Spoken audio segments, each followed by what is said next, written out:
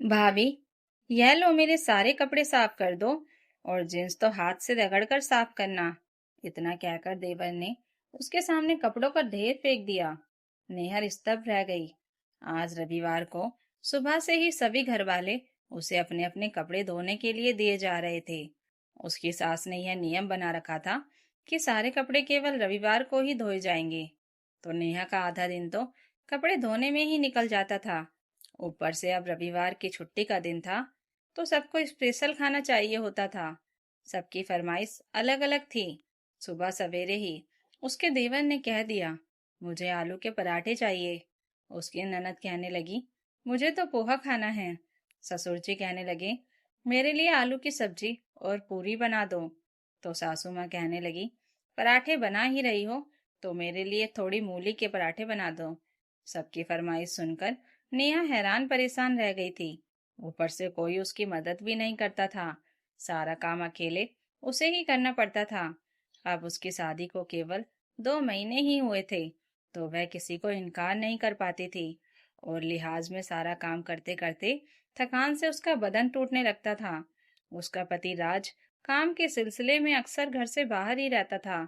उसके ससुर जी का अपना खुद का बिजनेस था, तो ऑफिस से जितने भी टूर होते थे उसमें बड़े बेटे को ही भेजते थे। हालांकि छोटा बेटा रोहित भी पिताजी के साथ ऑफिस जाता था, लेकिन वह ज्यादा जिम्मेदारी वाला काम लेने से बचता रहता था। कहने को तो अब वह भी काम करने लगा था, लेकिन बिजनेस की अधिकतर जिम्मेदारियां राज के ऊपर ही थी। नेहा की ननद पूजा अभी कॉलेज में पढ़ाई कर रही थी, और उसके भी नखरे अलग ही थे। वह एक गिलास पानी भी खुद से लेकर नहीं पीती थी। अगर कभी नेहा उससे कोई काम करने के लिए कह भी देती थी, तो वह पढ़ाई का बहाना बनाकर इनकार कर देती थी। शारदा जी ने तो उसके आते ही घर के कामों से संन्यास ले लिया था, और ससुर जी तो रसोई में कभी झांकते भी नहीं थे। घर का काम करना तो बहुत दूर की बात थी। अब राज को तो पता ही नहीं था कि उसके पीठ पीछे उसकी पत्नी से घर वाले कितना सारा काम करवाते हैं। हालांकि घर में बाई भी आती थी, तो वह झाड़ू पोछा लगाकर चली जाती थी। बर्तन भी वह एक समय में जितने इकट्ठा होते थे उतने तो धो देती थी, लेकिन बीच बीच में जो बर्तन गंदे होते थे वे तो नेहा को ही धोना पड़ता था। ऊपर से हर रविवार को कपड़ों की धुलाई का कार्यक्रम उसकी कमर अकड़ा देता था। एक बार उसने दबी जुबान में अपनी सास से कहा, मम्मी जी, एक ही बार में इतने सारे कपड़े धोने में मेरी हालत खराब हो जाती है। क्या मैं रोज थोड़े थोड़े कपड़े धो लिया करूं? तो उसकी सास कहने लगी, नहीं बहू, हमारे घर में यही नियम है कि कपड़े केवल रविवार को ही धोने हैं। और कपड़े धोने में करना ही क्या है, केवल मशीन ही तो चलानी है।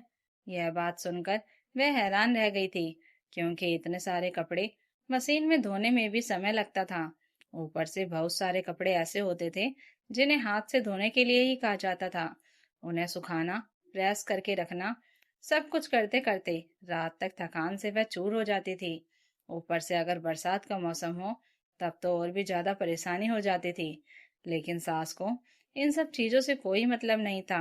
वह तो बस अपने नियम बनाकर निश्चित हो गई थी कि बहू सब संभाल लेगी। आज भी दोपहर में सबने अलग अलग फरमाइश कर दी। सबकी पसंद के अनुसार खाना बनाते बनाते दोपहर के 3 बज गए थे। घर वाले चिल्लाने लगे कि छुट्टी वाले दिन खाना समय पर नहीं मिल सकता क्या? नेहा को आज सास ने बहुत फटकार लगाई थी कि तुम काम में बहुत सुस्त हो, कम से कम खाना तो समय पर बना लिया करो। मैं घर वालों की भूख से कोई समझौता नहीं कर सकती। नेहा भी तो बेचारी कब से भूखे पेट सबके लिए खाना बनाने में लगी हुई थी, लेकिन किसी को उसकी भूख दिखाई नहीं दे रही थी। उसकी आंखों में आंसू छलक आए, तो सास उसे डांटते हुए कहने लगी कि जरा सा मैंने कुछ बोल दिया तो रोने क्या लगी? इतनी कच्चे दिल की नहीं बनना चाहिए। बहू, अब तुम कोई छोटी बच्ची नहीं हो कि बात बात पर आंसू बहाने लगो। थोड़ा मजबूत बनो। नेहा सोचने लगी कि भूखे पेट मुझे इतना सारा काम करना पड़ रहा है, ऊपर से डांट भी सुननी पड़ रही है, फिर भी मम्मी जी मुझे मजबूत बनने का ज्ञान दे रही हैं। रोते हुए उसने सारा खाना डाइनिंग टेबल पर सजाया, तो उसके ससुर जी उसकी रोती सूरत देखकर कहने लगे कि इस तरह रो क्यों रही हो? तुम्हारी सास तुम्हें घर संभालने के गुण सिखा रही है, तो सीखने की कोशिश करो। ऐसे रो रो कर हमें खाना खिलाओगी तो हमें तो खाना ठीक से हजम भी नहीं होगा। उसने बड़ी मुश्किल से अपने मन को संभाला और उदास मन से सबको खाना परोसने लगी। सबने खाना खा लिया तो उसकी सास कहने लगी कि सुबह से तुमने कपड़े धोकर वैसे ही रख दिए हैं, जाओ पहले कपड़े सूखने के लिए डाल दो, उसके बाद खाना खाना। वह उठकर जाने लगी तो शारदा जी गुस्से में बोली कि हर काम तुम्हें बताना पड़ेगा क्या? यह डाइनिंग टेबल की सफाई कौन करेगा? कितना झूठा गिरा हुआ है, गंदी प्लेट पड़ी हुई है। नेहा सोच में पड़ गई कि क्या घर वाले अपनी प्लेट तक नहीं उठा सकते। उसका मन अब घबराने लगा था। बचपन से ही उसकी परवरिश बहुत खुले माहौल में हुई थी। वह किसी से दबकर जीने वाली लड़की नहीं थी, लेकिन ससुराल आने के बाद ऐसा लग रहा था जैसे वह अपने अस्तित्व को भूलती जा रही थी। लिहाज और संस्कार के नाम पर उसकी आवाज कहीं दब गई थी। वह गलत के खिलाफ आवाज ही नहीं उठा पा रही थी। बिना कुछ कहे ही उसे इतना कुछ सुनना पड़ता था। वह बस यही सोच रही थी कि अगर मैं विरोध में आवाज उठाऊंगी तो पता नहीं यह लोग मेरे साथ क्या करेंगे। उसे ससुराल में अपनापन बिल्कुल भी महसूस नहीं हो रहा था। उसे बस यही लग रहा था कि वह कोई काम करने वाली मशीन है जिसे बस ऑर्डर दिया जाता है और काम ठीक से ना होने पर डांट पड़ जाती है। शाम के 4 बजे बैठकर उसने खाना खाया। ठंडा खाना उसके गले में अटक रहा था और उसे लग रहा था कि यह ठंडा खाना खाने के लिए भी कितना सारा काम करना पड़ा है। तब जाकर यह ठंडा भोजन नसीब हुआ। उसकी आंखों से झरझर आंसू बह रहे थे। तभी सास की आवाज आई और वह कहने लगी कि शाम के चाय नाश्ते की तैयारी कर लो, आज सबको पकोड़े खाने हैं। पूछ लो किसको किस चीज का पकोड़ा खाना है। ऑर्डर सुनाकर शारदा जी अपने रूम में चली गई। नेहा भी किसी मशीन की तरह उठकर रसोई में जाकर पकोड़े बनाने की तैयारी करने लगी। उसकी ननद को ब्रेड के पकोड़े चाहिए थे। देवर ने प्याज के पकोड़े की फरमाइश की तो ससुर जी को मिक्स पकोड़े चाहिए थे। सास कहने लगी कि मैं सब में से थोड़ा थोड़ा खा लूंगी, तुम्हारा काम नहीं बढ़ाऊंगी। नेहा सोच में पड़ गई कि मम्मी जी ने तो आज मुझ पर बहुत बड़ा एहसान कर दिया है। खैर, चाय नाश्ते के बाद सबका पेट इतना भर चुका था कि सब लोग कहने लगे कि आज हमें डिनर में ज्यादा कुछ नहीं चाहिए, कोई एक सब्जी रोटी और दाल बना लेना। नेहा सुबह से बिना आराम किए काम में लगी हुई थी। अब उसे खाना बनाने की इच्छा बिल्कुल भी नहीं हो रही थी, लेकिन काम तो करना ही था। रात का खाना बनाकर तैयार हो चुका था। सब लोग डाइनिंग टेबल पर बैठे हुए थे। थकी हुई नेहा सबको खाना परोस रही थी। उसके बाद उसने अपनी थाली भी लगाई और खाना खाने के लिए जैसे ही बैठने लगी, उसका देवर कहने लगा, भाभी, मेरे गले में कुछ अटक रहा है, जरा ठंडा पानी लेकर आओ। वह चुपचाप उठकर पानी लेकर आई। तभी उसकी सास कहने लगी कि मेरी शुगर की दवाई ला दो बहू, कमरे में रखी हुई है। वह उठकर दवाई लाने के लिए चली गई। तभी उसके ससुर जी कहने लगे कि यह मेरी प्लेट की रोटी तो ठंडी है, मेरे लिए 2 गरम रोटी सेक दो। अब वह परेशान हो गई, धीरे से बोली, पापा जी, आटा खत्म हो गया है, फिर से आटा गूंदना होगा। तो वह कहने लगी, तो क्या हुआ, जल्दी से 2 रोटियां सेक दो। वह चुपचाप सिर झुकाकर रसोई में गई और अपने ससुर जी के लिए गर्म रोटियां लेकर आई। तब तक सबने खाना खा लिया था। उसके ससुर जी भी खाना खाकर उठ गए। तो सबसे अंत में वह खाना खाने के लिए बैठी तो फिर से ठंडा खाना उसके सामने था। उसकी आंखों में आंसू छलक आए और उसे चक्कर आने लगे। उसकी आंखों के आगे अंधेरा छा गया और वह धड़ाम से फर्श पर गिर पड़ी, लेकिन किसी को पता ही नहीं चला कि वह फर्श पर गिरी हुई है। वह तो देर रात गए। उसका देवर पानी लेने के लिए कमरे से बाहर आया तो उसने देखा कि उसकी भाभी फर्श पर बेहोश पड़ी है। उसने सब घर वालों को जगाया। तब उसके ससुर जी ने डॉक्टर को फोन लगाया। डॉक्टर ने आकर बताया कि नेहा को बहुत कमजोरी हो गई है और खून की भी कमी है। डॉक्टर ने तुरंत एक इंजेक्शन लगाया और कुछ दवाइयां दी।